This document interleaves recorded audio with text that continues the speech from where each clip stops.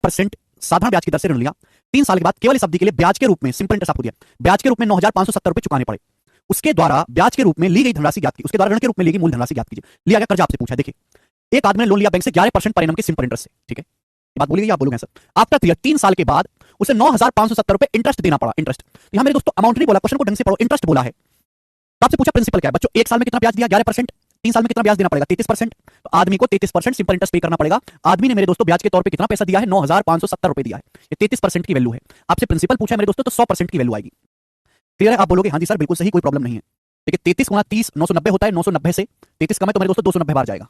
जब मैं इसको काटूंगा तो 290 बार जाएगा। 1% की वैल्यू 290 है, 100% की वैल्यू आ जाएगी प्रिंसिपल 29,000, यानी कि आदमी ने 29,000 रुपए की राशि उधार ली थी। और ये सवाल का आंसर है डी ऑप्शन। बिल्कुल बेसिक सवाल है, इससे आसान सवाल नहीं बन सकता, ठीक है ना। इसी लैंग्वेज के मैं आपको 5-6 क्वेश्चन कराऊंगा मेरे दोस्तों, इसमें अलग अलग चीजें पूछी गई हैं, ठीक है ना। कभी आपको अमाउंट देकर प्रिंसिपल पूछेगा, कभी आपको सिंपल इंटरेस्ट देकर पूछेगा, बताएं जी मेरे प्यारे भाई।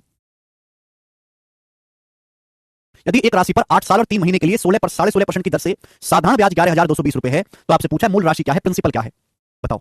एक राशि पर 8 साल 3 महीने के लिए 16.5% की दर से सिंपल इंटरेस्ट 11,220 रुपए है, तो आपसे पूछा है प्रिंसिपल क्या है, प्रिंसिपल आपसे पूछा है मेरे प्यारे भाई। डाटा कॉम्प्लिकेटेड है मेरे दोस्तों, सवाल में आपको सिंपल इंटरेस्ट दिया है, जैसे आप ऐसे समझो मेरे प्यारे भाई।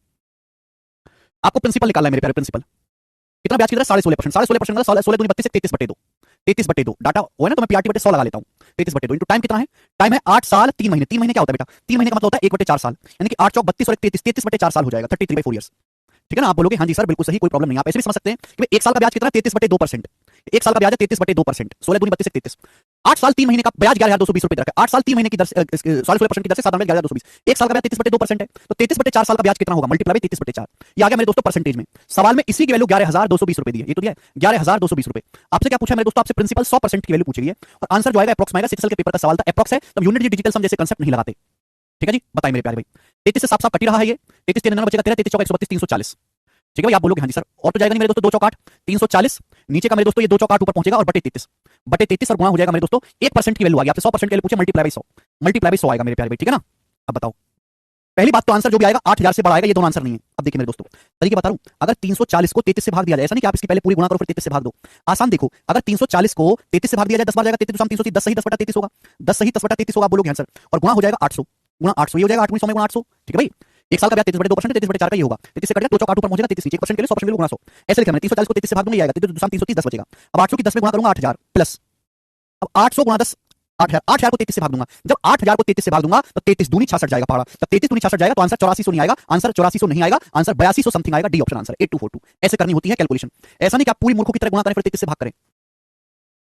800 की 10 में गुणा 8,000, 8,000 को 33 से भाग देंगे तो 33 दूनी 66 जाएगा ना, तो ये आएगा मेरे दोस्तों 8,200 समथिंग आएगा। मुझे लगता है सभी को समझ में आया है, आगे चलेंगे, ये करेंगे दोस्तों। नेक्स्ट अगला सवाल बनाए बच्चों, करिए। अच्छा आकाश जी, साधारण ब्याज पर बोला है सिंपल इंटरेस्ट पर 7.5% की दर से एक राशि 3 साल में 11,025 रुपए हो जाती है, 3 साल में एक राशि 11,025 रुपए हो जाती है, तो आपसे पूछा है साधारण ब्याज क्या है, सिंपल इंटरेस्ट क्या है, आपसे पूछा गया है। देखिए सवाल का डाटा ऐसा है, आप इसको फ्रैक्शन में करके भी कर सकते हो मेरे प्यारे भाई, आप इसको मेरे दोस्तों सिंपल भी कर सकते हो, जैसे आपकी पसंद आए। सवाल में ये बोला गया है a sum at simple interest at 7.5% per annum amounts to 11,025। ये अमाउंट आपको दे रखा है मिश्रधन आफ्टर 3 साल बाद अमाउंट 11,025 है। सिंपल इंटरेस्ट क्या है, साधारण ब्याज क्या है, एक बार बताओ मेरे दोस्तों।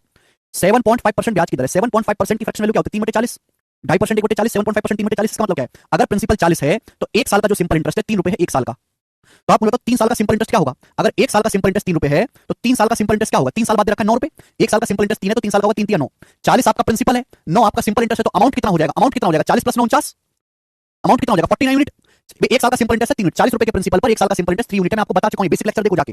सिंपल इंटरेस्ट कितना आ जाएगा 9, 1 साल का 3 है तो 3 साल का 9 होगा, तो अमाउंट हो जाएगा प्रिंसिपल प्लस सिंपल इंटरेस्ट 40 49, 49 की वैल्यू सवाल में 11,025 रुपए दे रखी है। आपसे पूछा है सिंपल इंटरेस्ट, सिंपल इंटरेस्ट मतलब आपसे 9 यूनिट की वैल्यू पूछिए, सिंपल इंटरेस्ट आपसे पूछा 9 यूनिट की वैल्यू, आंसर 9 का मल्टीपल आएगा, ये नहीं है, ये नहीं है मेरे दोस्तों, ये 9 से नहीं कटता, एक ही ऑप्शन 9 से कटता है, आंसर है सी ऑप्शन, हो गया सॉल्व। तो मेरे प्यारे इस तरीके से आपका सवाल हो जाएगा।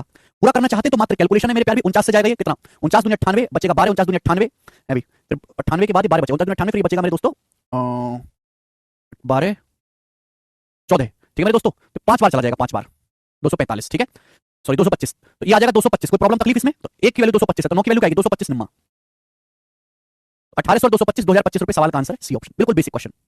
चंदन पिछला पहला लेक्चर पढ़ के आओ तो सवाल होगा, ठीक है, मुझे लगता है सभी बच्चे कर पाए हैं, एक और सवाल ही बताएंगे। नेक्स्ट अगला सवाल, सवाल नंबर 29, सर हेमंत सोरेन को अरेस्ट कर लिया ईडी ने, ये तो होना ही था, बताएंगे जी। एक सवाल और इस टाइप का, फिर टाइप को चेंज करूंगा। बताएं, किसी धनराशि पर 12% की दर से 3 साल का साधारण ब्याज 17,514 है। 2 साल के एंड में find the amount at the end of 2 year. 2 साल के एंड में अमाउंट बताओ। मैं कई बार बता चुका हूं कि अमाउंट बराबर होता है प्रिंसिपल प्लस सिंपल इंटरेस्ट।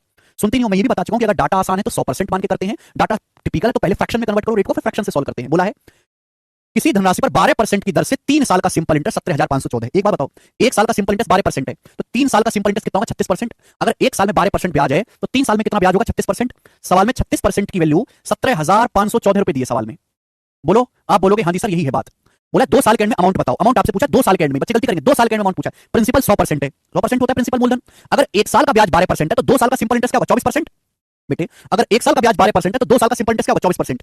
तो 100 प्लस 24 124। आपसे 124% की वैल्यू यहां पर पूछी, 124% की, और ये आपको बताना है। कैलकुलेशन करके बताओ जल्दी से क्या आएगा, जल्दी से बताओ, जल्दी से बताओ। ऑप्शंस आपके सामने, क्योंकि ऑप्शंस बहुत दूर दूर हैं तो मैं अप्रॉक्स सॉल्व करूंगा। बताइएगा, देखो 36 का 3 गुना होता है 108, 36 तिया 108, 36 तिया 108 होता है 124 है, यानी कि 3 गुने से ज्यादा है, 3 गुने से ज्यादा है। 36 तिया 108 होता है, 124% है तो 3 गुने से ज्यादा है, तो बेटा यहां भी 3 गुने से ज्यादा होगा। 17 तिया 51,000, 51,000 से ज्यादा आंसर आना चाहिए। ना ये आंसर है, ना ये आंसर है, ना ये आंसर है। 51,000 से ज्यादा एक ही आंसर है, सी करेक्ट हो जाएगा, बात समाप्त। बी ऑप्शन नहीं बेटे, सी ऑप्शन है, ठीक है। 60,326 आंसर। ऐसे सोचा करो, जब सवाल के ऑप्शंस बहुत दूर दूर हैं तो अप्रॉक्स कैलकुलेट करें। कुसुम क्या समझ नहीं आया? क्या समझ नहीं आया कुसुम?